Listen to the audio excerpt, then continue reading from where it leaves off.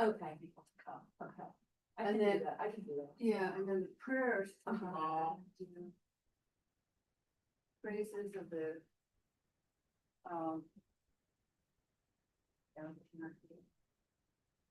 Praises of, praises Shakti. Oh. Deeds of Shakti. And the great extent and origination, which to my amazement, doesn't seem, at least it's not in, I can't find it in the books, but I know we have it. So.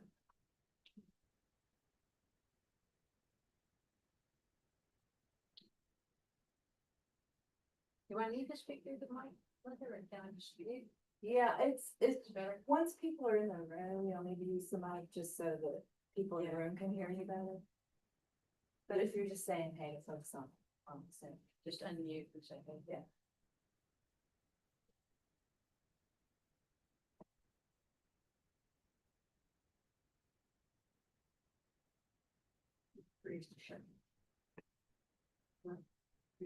Well, I feel like when I was looking back at previous refuge ceremonies, we did that one year. So I don't know if there might be a link to it on.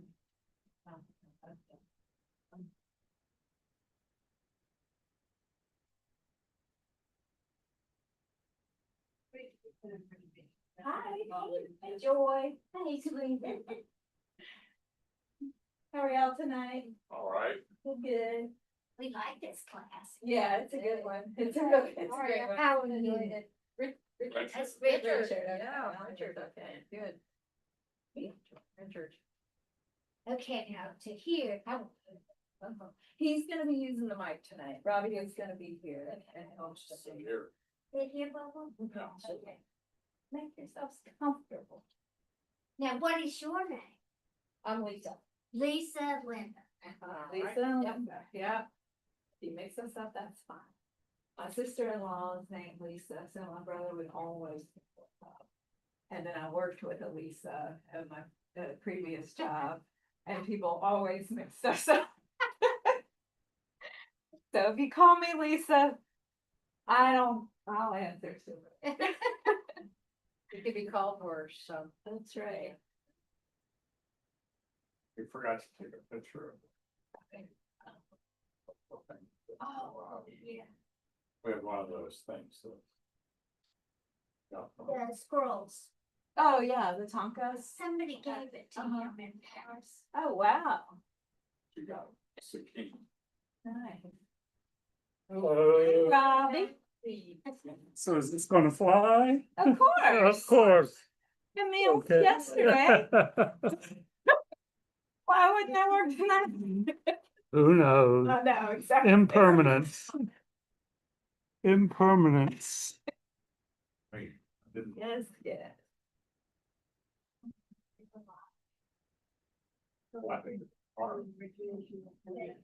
Box that says, Okay. prayers. Okay. Because it's a long room prayer. I'm gonna talk to you something like, I got it, what he can try to praise Shakti with the Buddha, not, so, although it may include this. I should read Send me a message. Good.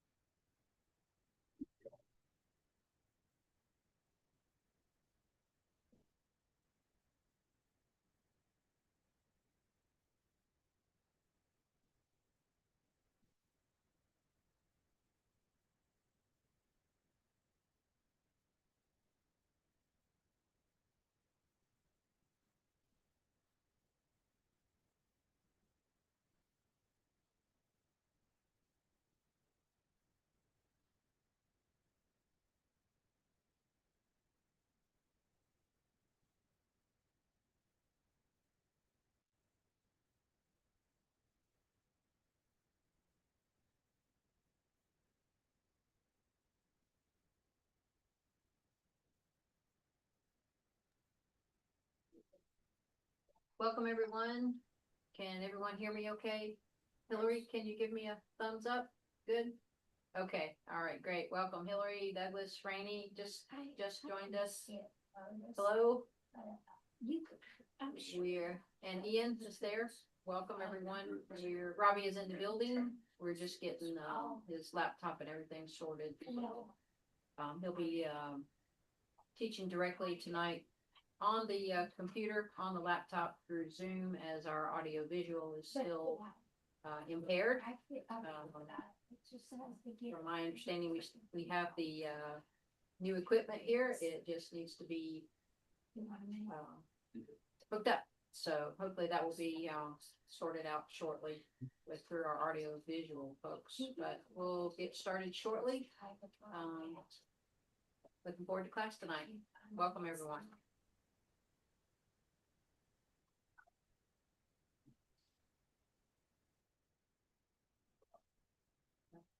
I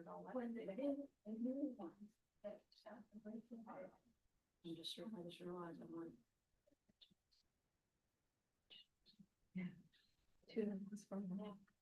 I mean, I'm planning on doing that, but I gotta get another copy and make sure I got an envelope.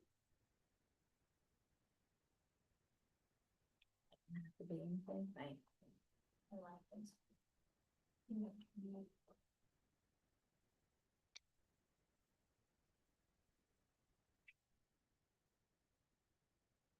I didn't really get it hard.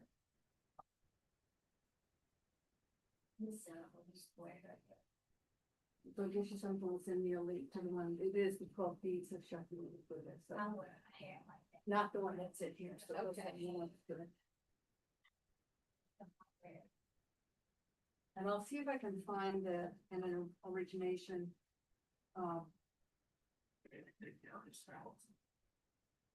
with that, but if not.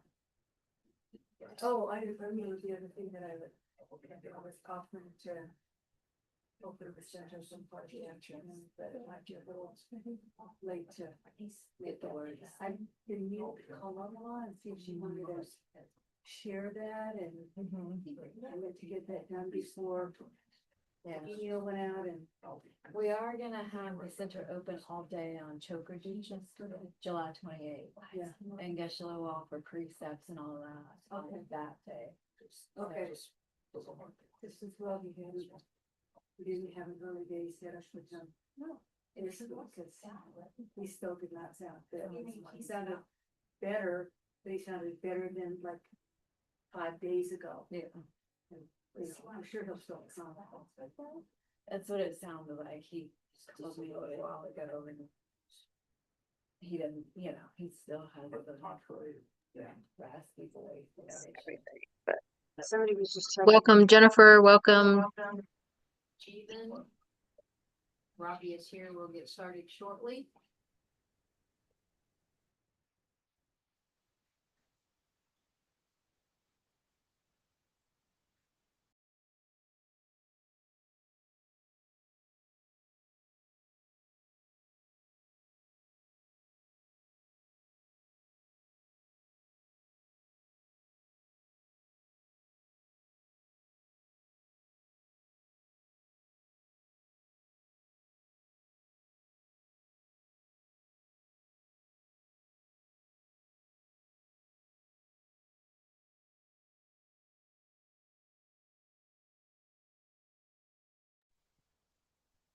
Okay, got Ben joining us. Welcome.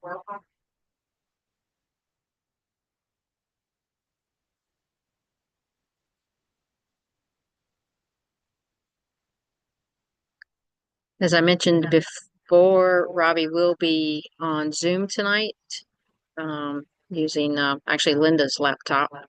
Still working on getting the audio visual equipment fixed.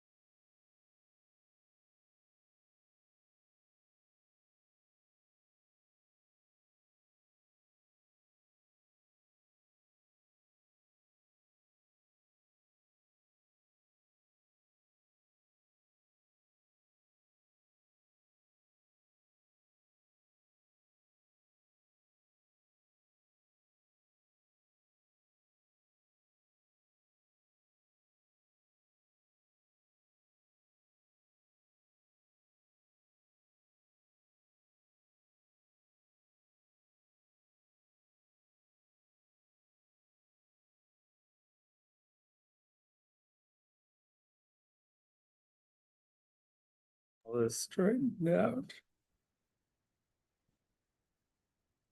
Good evening. Can people on Zoom hear me? Wait, raise a hand if you can. Okay, great. Welcome to the second of 4 courses in the Discovering Buddhism module, Death and Rebirth. Last week was a little bit different. I was not here in the Kadampa, I was at home. We have people here in the Kadampa tonight and on Zoom. Do you have anyone who wasn't here last week in one form or another? Okay, Kurt, you're an experienced student, so you won't have to play any catch up. Okay, I'd like to begin with 3 prostrations, if you're so inclined, no requirement to do those. And then we'll do our opening prayers. So the prostrations are just to acknowledge the tradition of which we're part and our respect for it.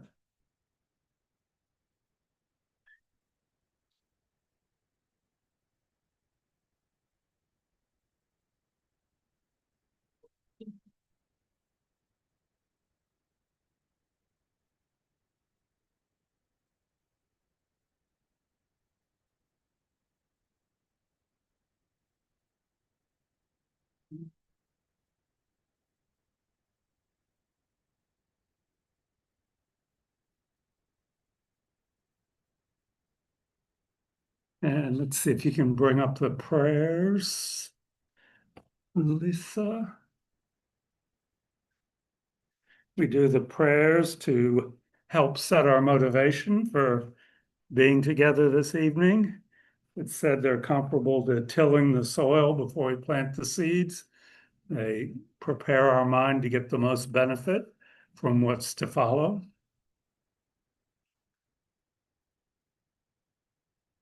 Okay, let's see. We've got refuge and bodhicitta and the 4 immeasurables. So we'll read refuge and generating bodhicitta together 3 times.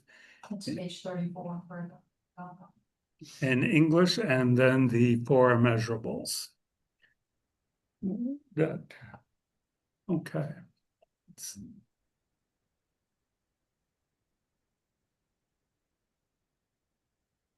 I'm not getting it. See, can I expand my screen?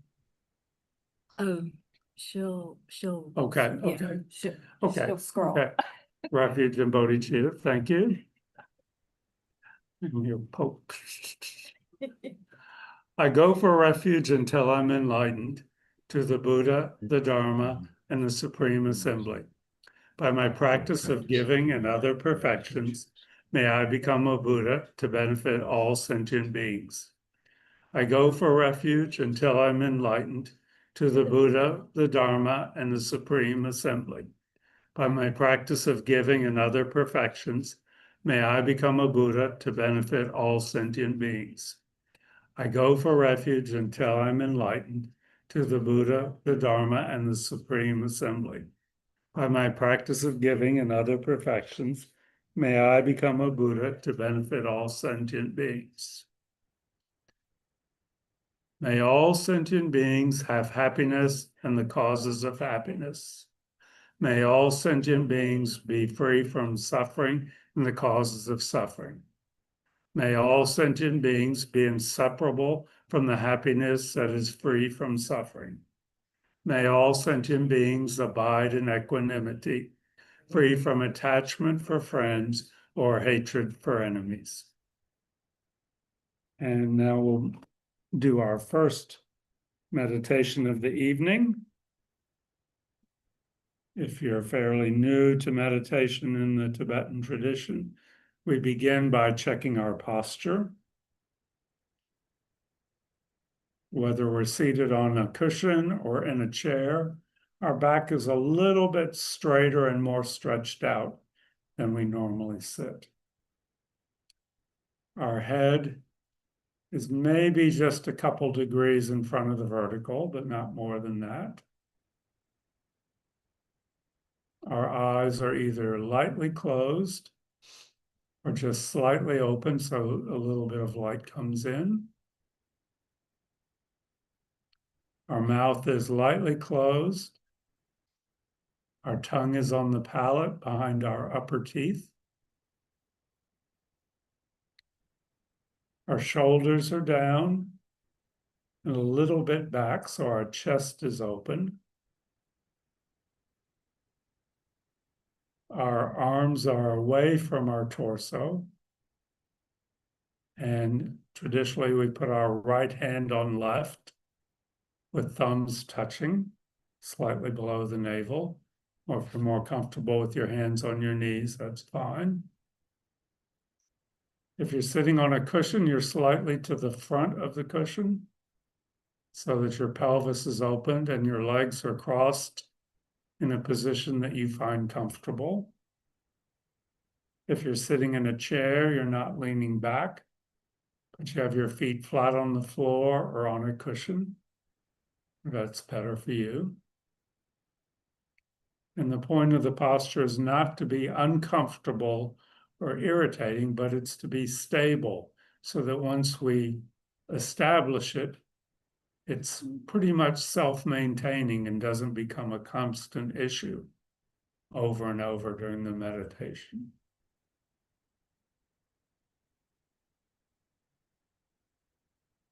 So we'll begin by just taking 3 deep breaths from the abdomen, the stomach expanding on the in-breath, and then contracting on the out-breath.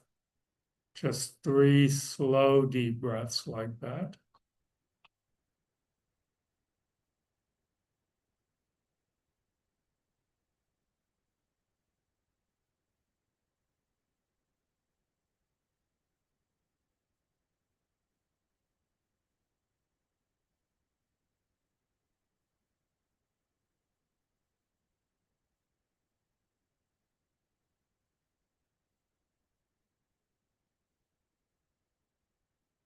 And now we allow our breath to return to its normal pattern.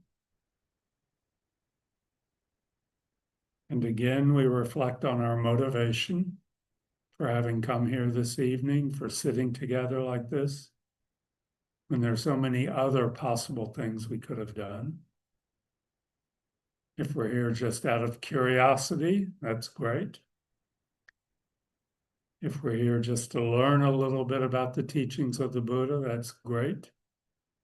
But said that the most powerful motivation, the one that gives the most strength to our time together, is what's called the bodhicitta motivation, the great mind. And that's the wish to become enlightened, i.e., to develop our qualities of wisdom and compassion, not just for ourselves, but so that we can be of benefit to all sentient beings. It's a very enormous, all-inclusive idea that everything we do, even something as simple as sitting quietly for 10 minutes together, is done for that purpose, to develop our qualities so that we can be of benefit to others and to ourselves. So take a moment and just generate that motivation as much as possible. It may not seem natural or easy, but that's okay.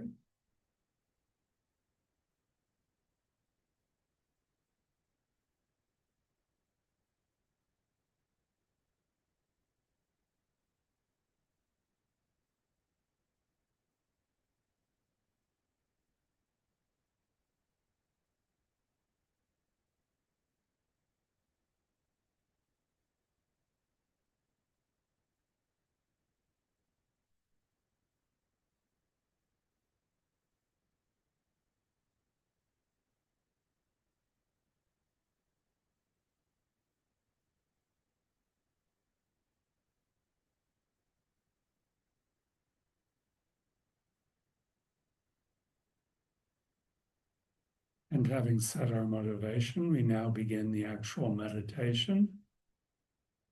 We'll be doing a simple, but not necessarily easy, concentration meditation. The designated object of the meditation is the physical sensation of the breath moving in and out through our nostrils.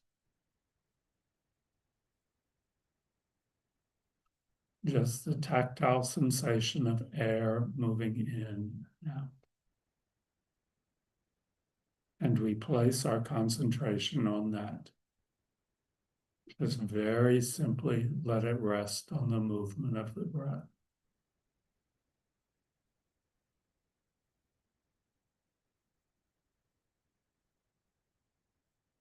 We're not visualizing the breath.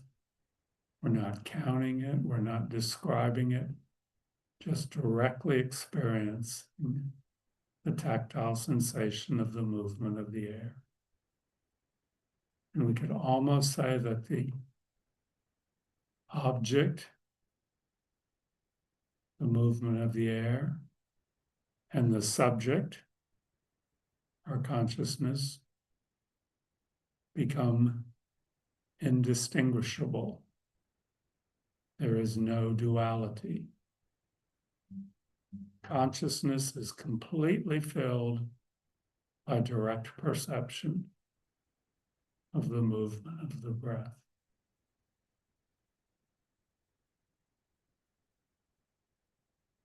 Object and subject are non-dual.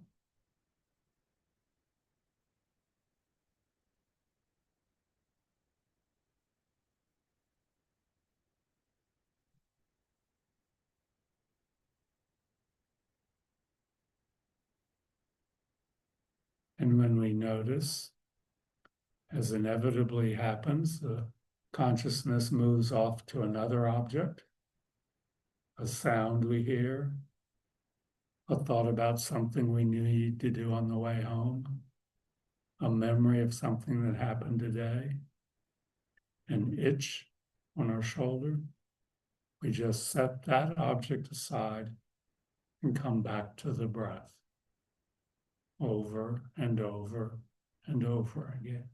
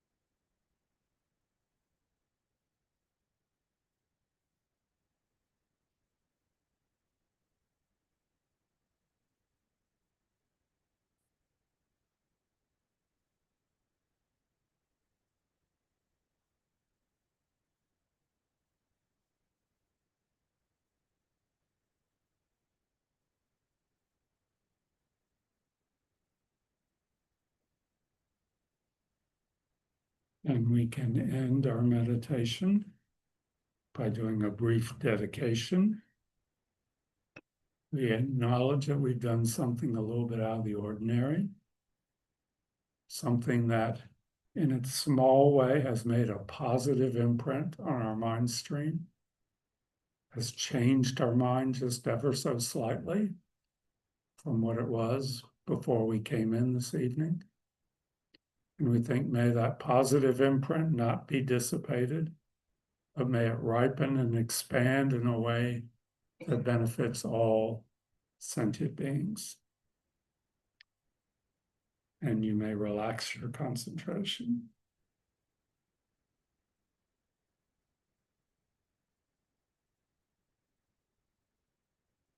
Okay, so we'll be having a discussion this evening, I hope. If anybody wants to contribute, should they move up to, how are we going to manage that? See if folks on Zoom can just hear. Okay, use the mic, okay, you will try.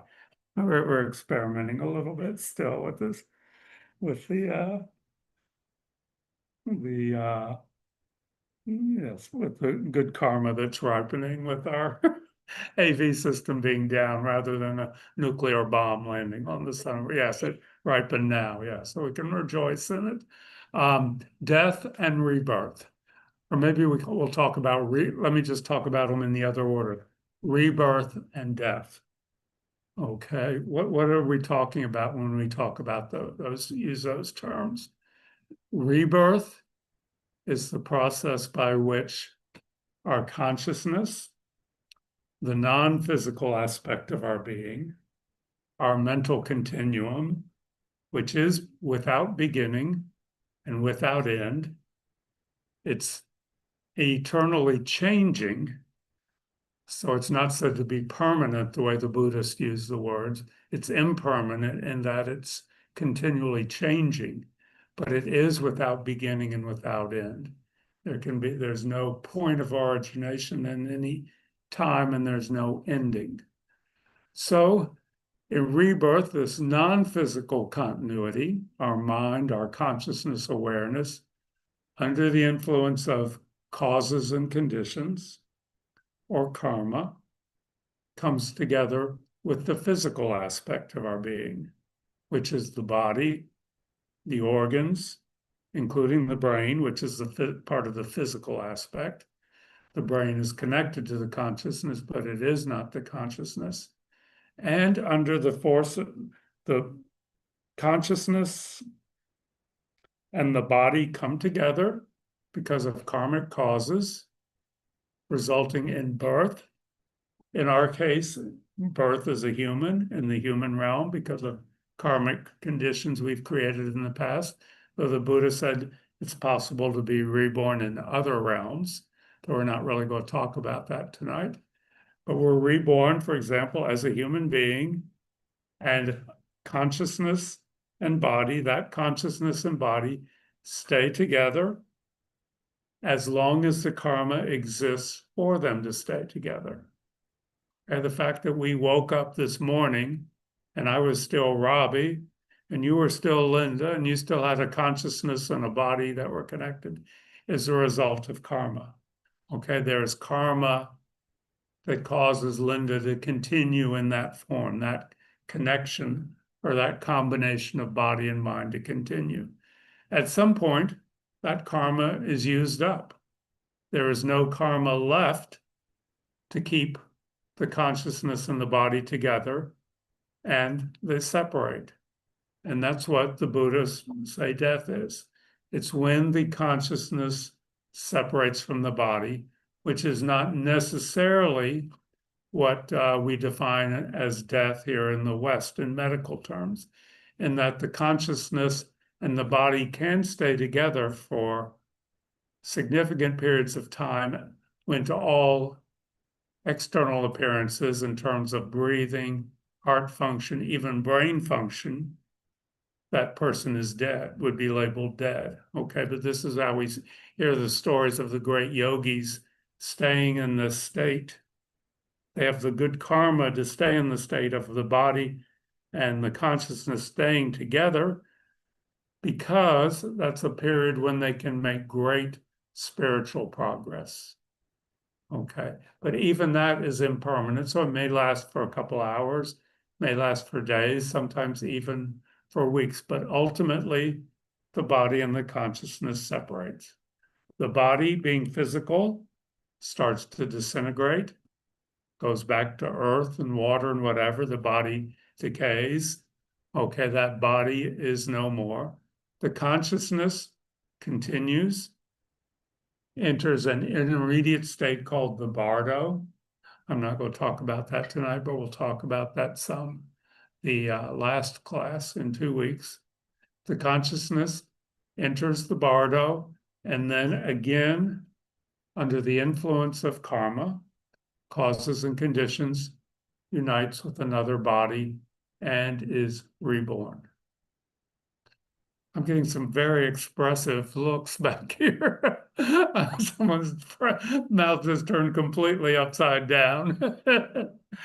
And that's rebirth. Again, maybe in the human realm, maybe in another realm, determined by karma.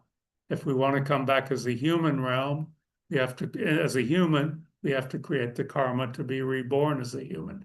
None of this is random. None of it is just by chance or the odds of the draw. It's all under the influence of the karmic seeds that we have implanted on the consciousness. Okay. The consciousness is carrying karma. The body, the physical aspect, does not carry karma. Okay. So you could say that the consciousness actually attracts the body as determined by its karma.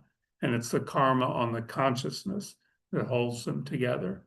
And when that karma is used up, however long our life is, separation again, over and over and over again, with the consciousness always continuing, never going out of existence. There's no point, according to the Buddha, at which consciousness ends, or we enter into a state of complete non-being. Okay, we may enter into a non-physical state, but there is always consciousness.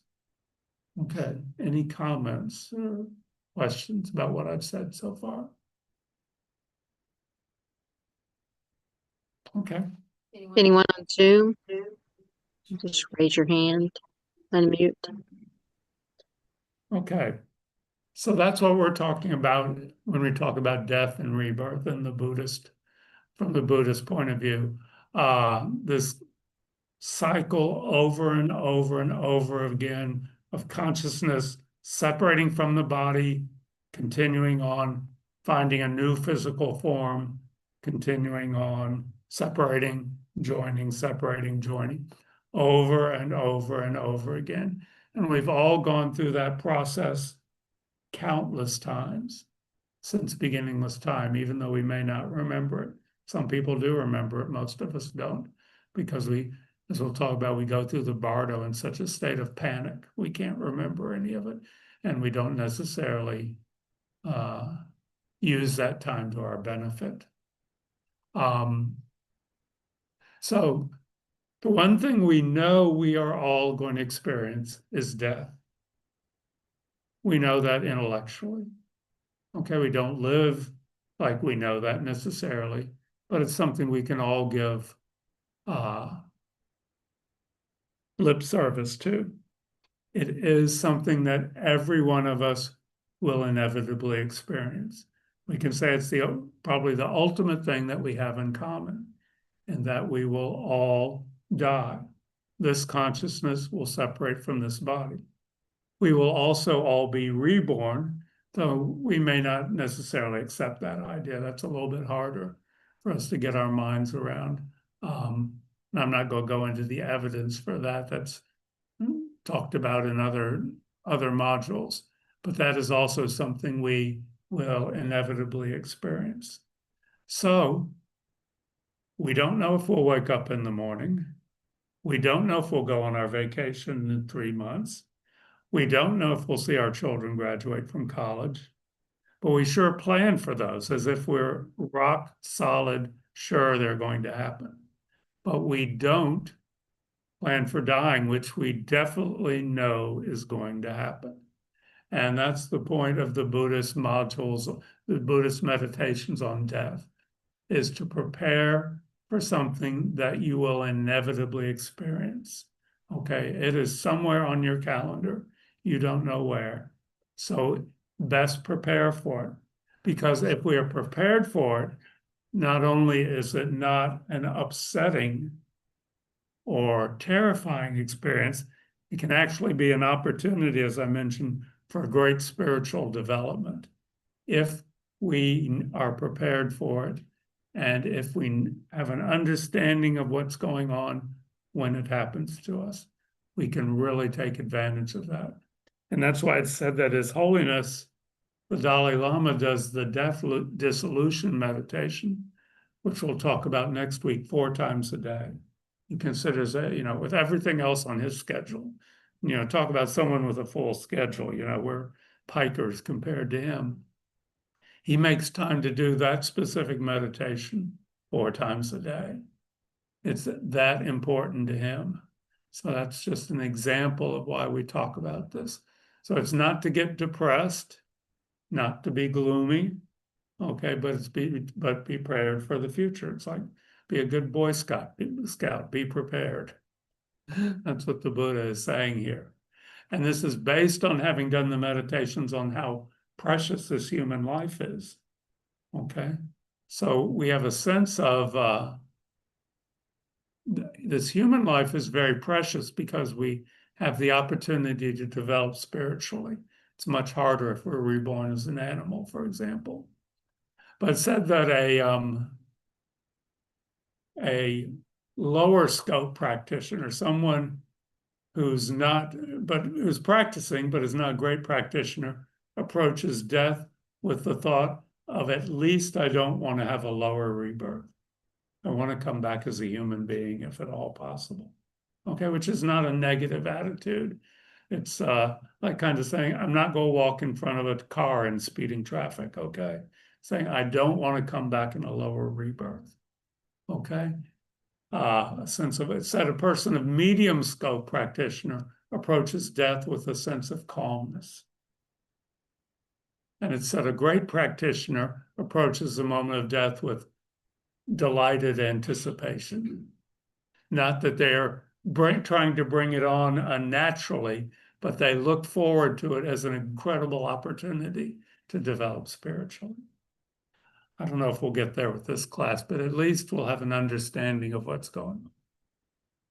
So this evening, I wanted to go over the 9-point death meditation that I ran through quite rapidly last week. And this is what we refer to as an analytic meditation.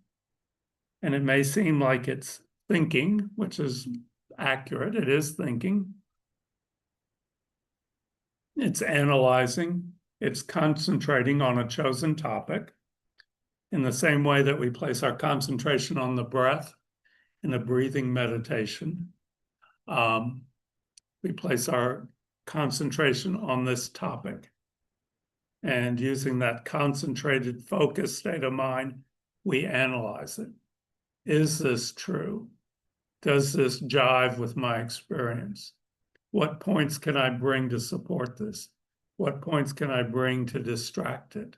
So it's a very focused concentrated type of analysis. Next week, we'll do the death dissolution meditation, which is really a visualization meditation, which means we're using our imagination to imagine we're going through the death process. So we use our ability to see with our mind's eye and imagine and experience things. So we're doing a couple different types of meditation, but they're all based on having some ability to keep your mind concentrated on the chosen object. You don't enter a meditation session and say, I'll just deal with whatever comes up, typically. Typically, you go in with a chosen object of meditation, the breath, or the 9-pointed death meditation, or the dissolution meditation, and place your concentration on that for the meditation session. So the 9-point death meditation has 3 major topics. And then there are 3 subtopics under each meditation, under each topic. Most of them you can't argue with, okay? They're pretty obvious, but they're so obvious that we don't think about them lots of times. And this is the point of this meditation, is really to bring it into our mind and have a real conviction of this. And ultimately what's said to be a realization. So when we realize something, it's that it's planted in our mind stream and is always there. So this is really about developing an awareness of death. Not just, like I say, lip service, but really an awareness of its inevitability in a way that will motivate us in this lifetime. And if we find that thinking about this gets us scared or upset, then just set this meditation aside, You don't need to do it right now. But I think most people will find it useful. So the first topic is, the first major point is, death is inevitable. Everybody dies. I will die. Everybody I know will die. Everybody who is born will die. Everybody who is going to be born will die, okay? Death is inevitable, okay? It's not an option. We can't opt out. We can't choose as an option, like when we're buying a car or something. This is part of the basic package. Being born, what's the cause of death? It's being born, okay? Being born inevitably leads to death. You can't die without having been born, okay? So being born is an inevitable prerequisite to death, and being born inevitably leads to death, okay? So the first way we think about this point is everyone has to die.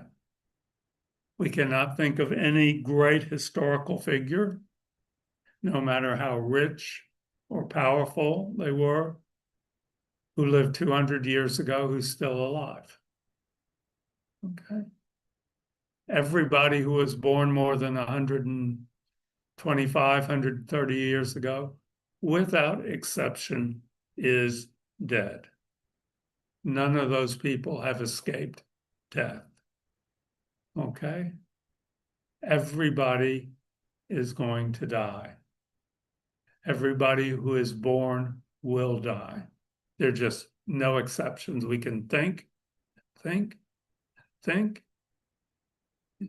and there's no exceptions. We cannot find a single one. Okay, this is just a way to make this real. Okay? The second point we think about is that our lifespan is continually getting shorter. Each one of us is closer to our moment of death than when we walked into Kadampa Center this evening. Nobody can put the process in retrograde. Okay? No, you are never getting farther away from the moment of death. It is an inevitable progression. Okay? It's like the Sands, what was the soap opera, Days of Our Lives, the sands, there's some corny line about the sands of time ticking away. Yeah. Okay, that's our life. Okay. The sands never decide to go back up and go the other way and give you more time. Okay. No matter how long, if we're only going to live to be 30 or if we're going to live to be 110, we are continually getting closer to the time of our death.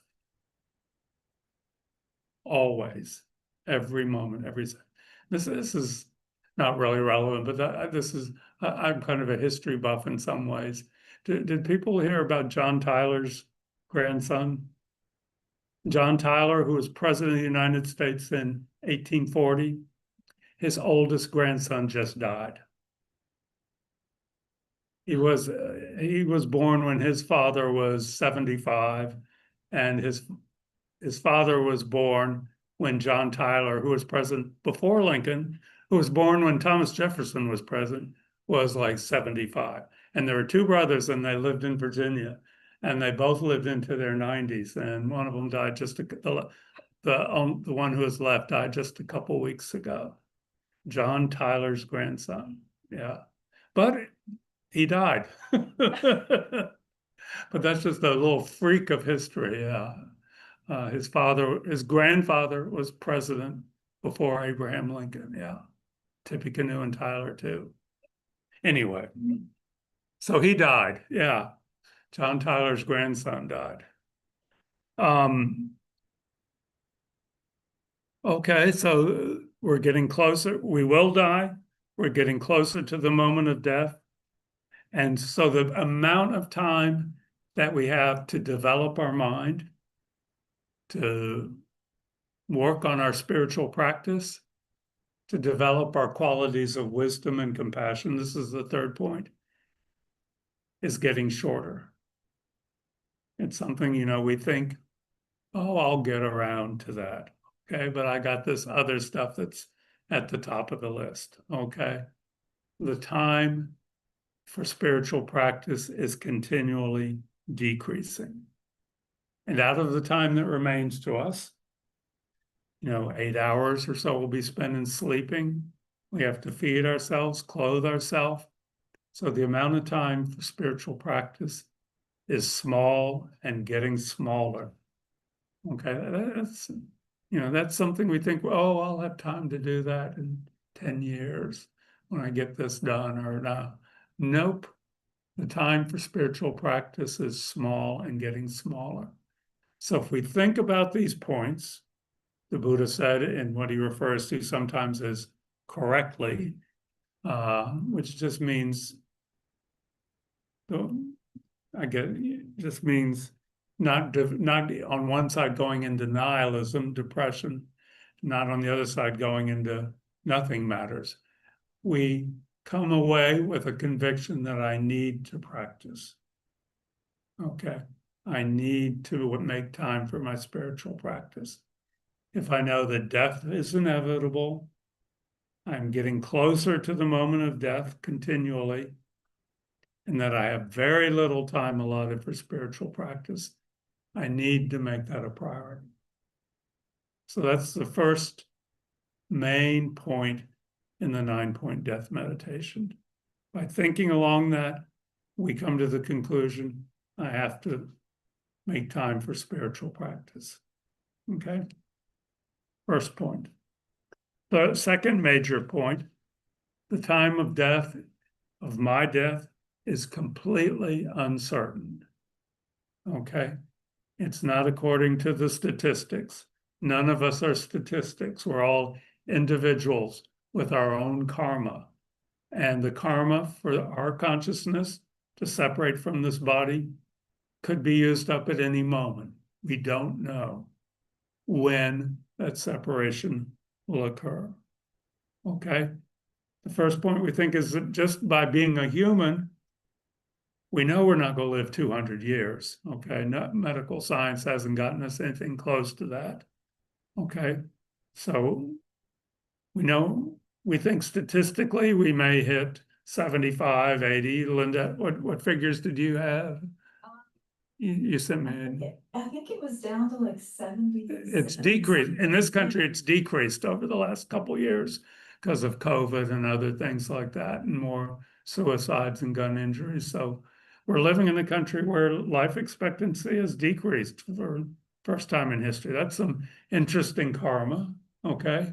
It may not apply to us individually, but we've been born in a country where people's lives are getting shorter, which is what the teachings say, that as societies fall apart, lifespans get shorter. I think Russia's had the same thing quite dramatically with a decrease in lifespan. But even if we take the new average, no guarantee that we're going to reach that. Okay. We just don't know. Okay. So that's the first subpoint we think about. Our lifespan, the length of it, not only is the time of it unknown, but our actual lifespan is unknown to us.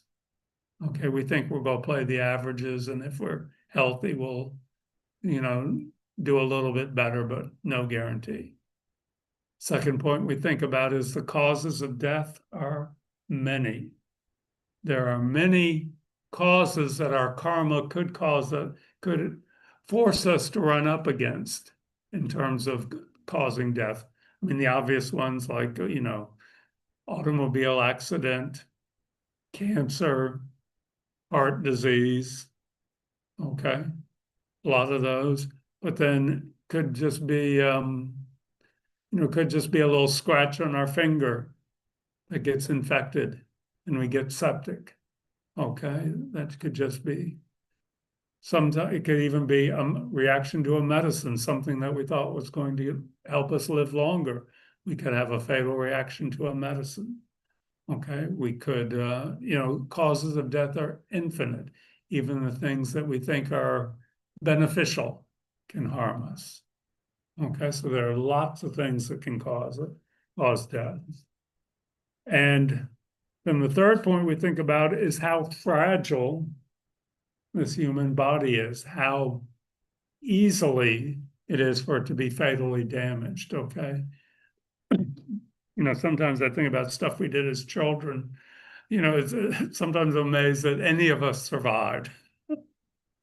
I mean, just out of, running and jumping off things and throwing stuff at each other, the fact that we all weren't permanently maimed or killed shows some interesting karmic imprints, because some people are maimed and killed, but that most of us made it, that's because we had the karma, okay? But the human body is incredibly fragile, okay? It can start to, as I say, dissolve. The parts can start to fall apart very easily. And the causes of life, to prolong life, we're getting better, but they're still pretty crude compared to the innumerable ways that the body can fail us. Okay? And if the body can't support life, if the karmic seeds for the body have been used up, then life is over as we know it. Okay? Again, we reach the moment of death. Okay? So under the inevitability of death, we think everyone dies. The time of death, excuse me, I'm going back to the uncertainty of the time of death. Our life expectancy is uncertain. There are many causes of death. This human body is incredibly fragile. So going back to the first one, we think, I need to do my spiritual practice. I need to develop my mind, and I need to do it now. I can't put it off. Okay? If I want to develop my mind to its greatest extent, I need to work on my spiritual path now. Okay? The third big point in the 9-point death meditation is the only thing that benefits us at the time of death is our spiritual practice, is those positive qualities of mind that we have developed. Okay, that's the only thing that can happen, that can help us, or that will be with us at the moment of death. And we'll go through this in the death dissolution meditation next week. Okay, our family and friends are not going through that process with us. Okay, this is not to denigrate family and friends being very helpful and kind and loving when we're sick, but when we don't know if we're going to have that kind of death, we may die in a fiery car crash. They're certainly not going to help us then. But at the actual moment of death, when our consciousness separates from this body, our family and friends cannot help us. Okay, are of no benefit to us. Okay, this is something we're going through alone. The second sub point is that all our possessions, our nice house, our beautiful yard, everything we've accumulated and arranged so nice and neat, and say, this is the one that I like, this one, I'll keep this one, I'll get rid of that. All our possessions, all the talents that we've developed, all our skills, none of that helps us at the moment of death. Okay? It's not there. It's not part of the process. Even our physical body that, we exercise and try and feed right and take care of, we're discarding it at the moment of the death. It doesn't help us. Okay? And the third sub-point under the third big point is that even is what I've just said, even our body cannot help us. No matter how good we've taken care of it, no matter how fit it is, when the body separates from the mind, the body is not of any help. Okay, this is the consciousness going on. It doesn't take any of the aspects of the body with it. The consciousness is going on by itself. Okay? So the Buddha said, if we think about these points, we think, I have to do my spiritual practice. I have to do it now. And I have to do it to the best possible degree. It has to be quality spiritual practice. I have to really bring all my concentration and effort to it. Okay? So this is how, according to the Buddha, if we meditate on these points, analyze them, think about them when we're walking around, and then actually think about them in meditation, how an awareness of death will actually change our life for the positive, in that it will motivate us to do our spiritual practice now in the most beneficial way possible. Thinking about these points changes how we act now. It just doesn't prepare us for the moment of the death, but it changes the quality of our life now. Okay.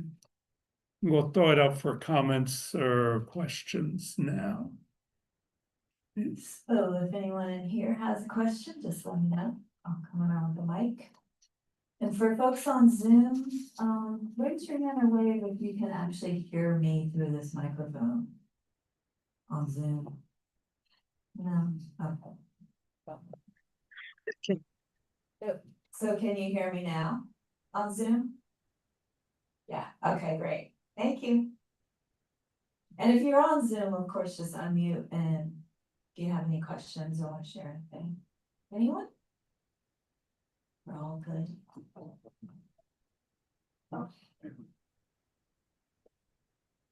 You can maybe just repeat it. Okay.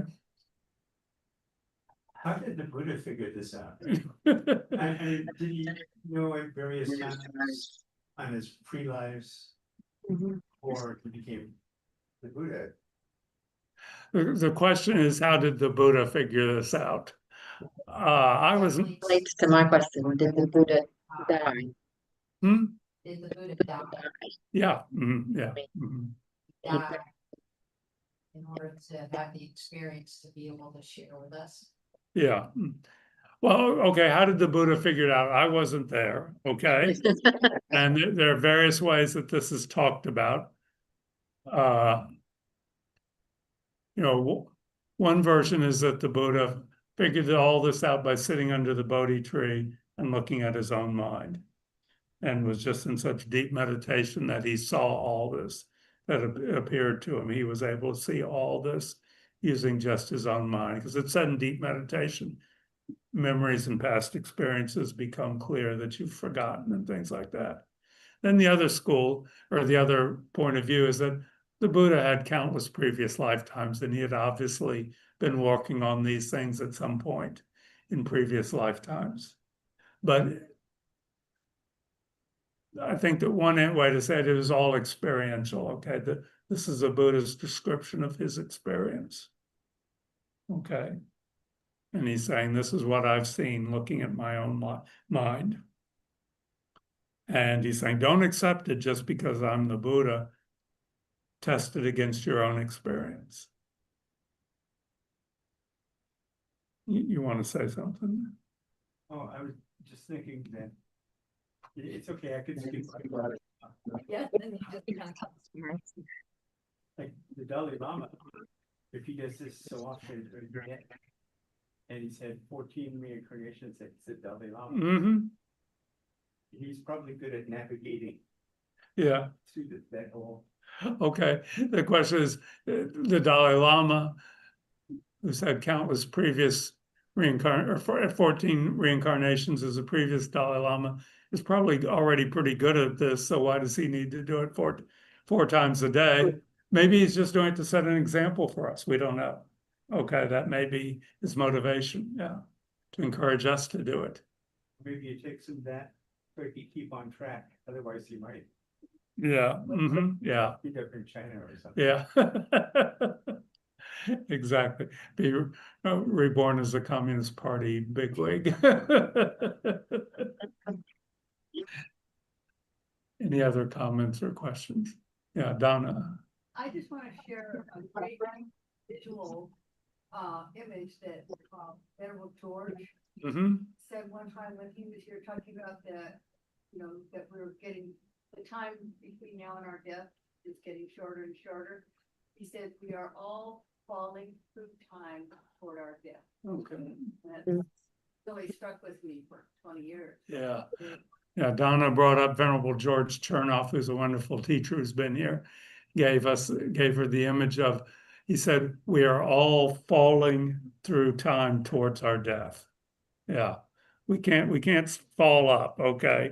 We are falling towards our death. We are being drawn towards it inevitably. Yeah, that's a goodie. I like that. Any other comments or questions? I have a question on Zoom. Yeah, okay. Is there anything in the scripture about where the Buddha went after his death? What Where happened did the to Buddha him? go after his death?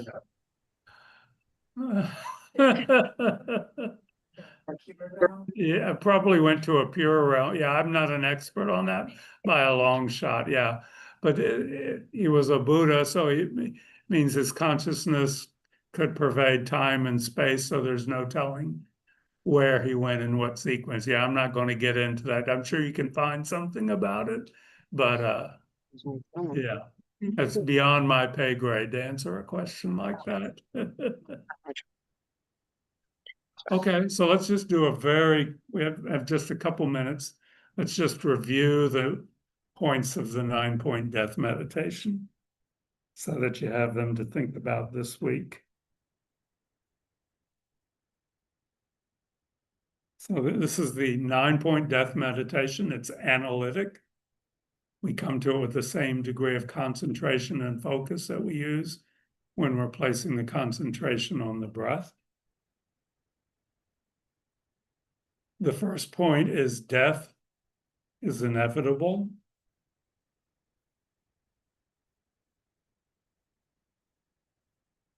The subpoints under that are, first, everyone dies.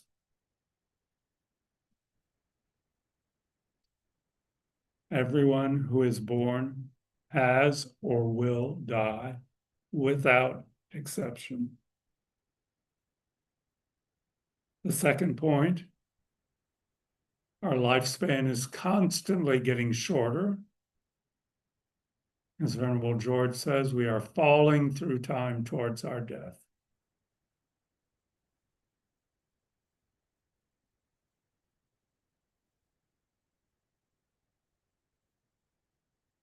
The third point is the time remaining for spiritual practice is small and getting smaller.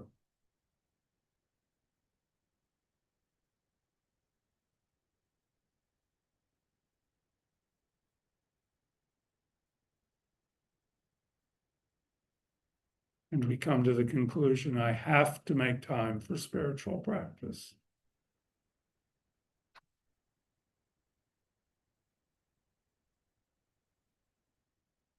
Second major point is the time of death is uncertain.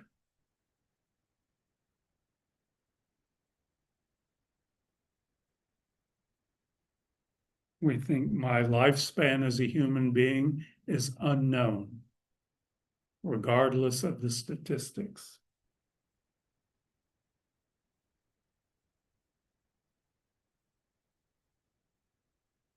There are countless causes of death.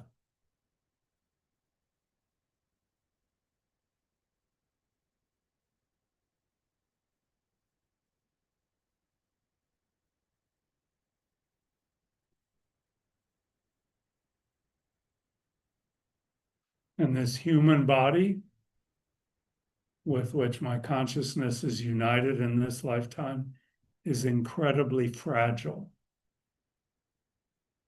There are so many causes for it to cease to function. So we think, I have to make time for my spiritual practice now. I can't keep on postponing it.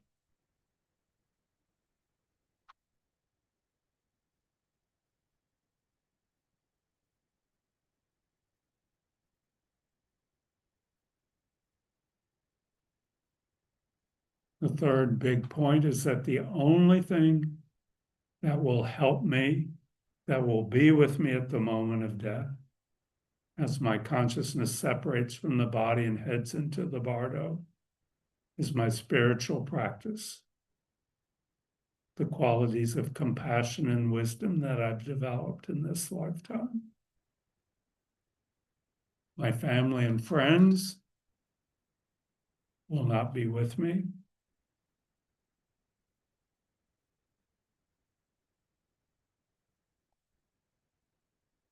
My possessions, my job, my attainments will not be with me.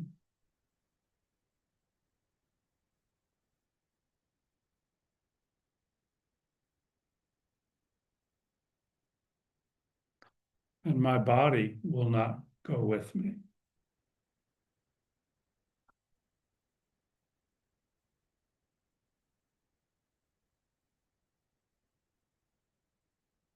So we come to the conclusion that we have to make time for our spiritual practice now. And we have to practice as sincerely and honestly as we possibly can. So that's the big change in our life that an awareness of death would bring, according to the Buddha.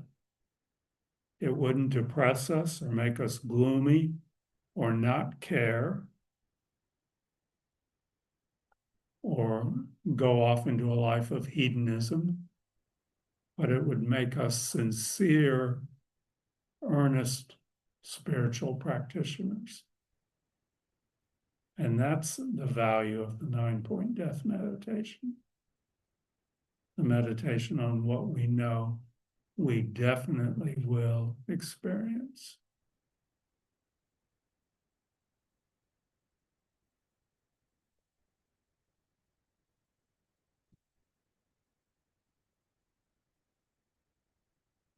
And you may relax your concentration. So this coming week, I'd like people to just contemplate those 9 points, or 3 major points with 3 supporting arguments. And you can sit in meditation and work with them. There's no need to swallow them without questioning them. And then next week, we'll do the death visualization meditation, which is a long meditation. It'll take the whole class, where we visualize going through the stages of death, the separation of the body and the consciousness. It's it's a very interesting meditation, and it brings a lot of stuff into it, but it's actually kind of fun, I think. I don't know, we'll see. And then the week after that, we'll finish up with the death dissolution meditation, and we'll talk some about the experience in the Bardo. Okay. Any other announcements? Yeah, I'll just remind everyone that, this is Linda, that we do have refuge ceremony coming up in 2 days on Wednesday. And that is on Sakadawa. And Sakadawa actually represents one of the 4 major Buddha holidays, which is celebrating the Buddha's birth, life, and parinirvana. Now it's echoing in here. Is it muted? Okay, yeah, okay. I get the echo when I mute it. Oh, okay. No, anyway.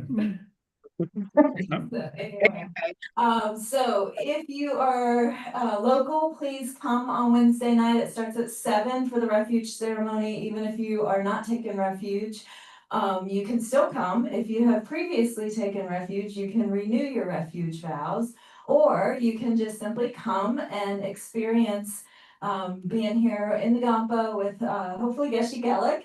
If not Geshe Gelik, it'll be Geshe Sangpo. And we'll be doing not only the refuge ceremony, but also some special prayers that the Geshis have lined up for us for Sakadawa, because it's a tremendous merit multiplying day. So join us on Wednesday night, 7 to 8:30, right here in the Kadampa. Okay. All right. Thank you, everyone. Good night. Thanks, Robin. Thank you. Thank you. So awkward. Sorry.